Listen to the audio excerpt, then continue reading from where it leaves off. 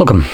In front of me is a SONY Xperia 1 Mark VI, and today I'll show you how you can boot this device into recovery mode. So to get started, hold your power button and select power off from the options. Next, when the device turns off, hold your power button and volume down at the same time.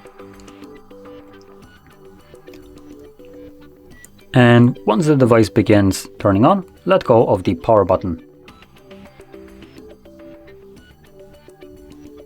And as you can see, this takes us to the recovery mode.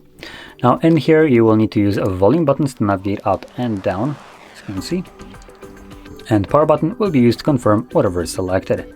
Going over the options, we have a reboot system now, which takes us back to Android. Reboot to bootloader, which will boot us into fast boot mode, just like the other option.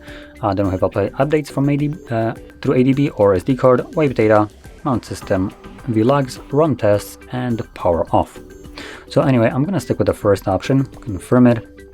And like I mentioned before, this will now bring me back to Android. And as you can see, we are now back in Android. So if you found this very helpful, don't forget to hit like, subscribe, and thanks for watching.